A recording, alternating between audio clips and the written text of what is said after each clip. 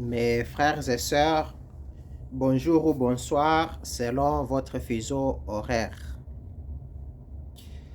Beaucoup parmi nous connaissent ce que l'on appelle le paradoxe du menteur. Et pour ceux qui ne connaissent pas ce paradoxe, eh bien, Félix Tshisekedi en constitue une illustration parfaite. Donc, Félix Tshisekedi décrit parfaitement le paradoxe du menteur. C'est-à-dire que lorsqu'il dit vrai, il ment. Et lorsqu'il ment, donc, il dit vrai. Il avait promis qu'il allait faire venir des investisseurs au Congo. C'est un mensonge. Il avait promis qu'il allait faire de la République démocratique du Congo l'Allemagne d'Afrique. Un mensonge. C'est encore lui qui avait dit qu'il allait annuler le décret qui a fait de la commune de Minembwe une nouvelle commune. Donc il allait annuler ce décret. C'est un autre mensonge. Il avait promis encore qu'il allait ériger son quartier général dans l'est de la République démocratique du Congo, dans la zone où il y a la guerre.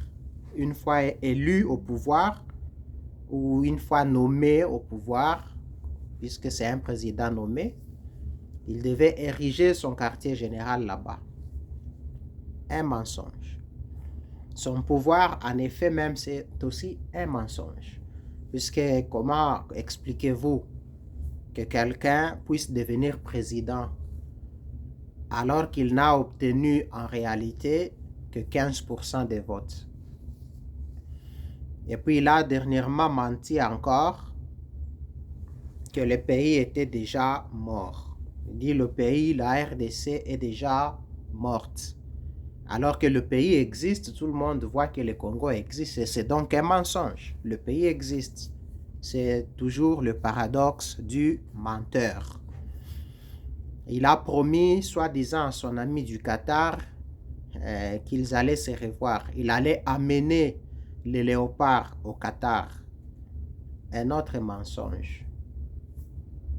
Donc tout ce qu'il dit, lui, Félix Tshisekedi, semble échapper au principe des non-contradictions. Car lorsqu'il ment, il dit vrai. Et lorsqu'il dit vrai, il ment. Et les deux possibilités sont absurdes, c'est-à-dire mensonge et vérité. Donc, Félix illustre parfaitement le paradoxe du menteur.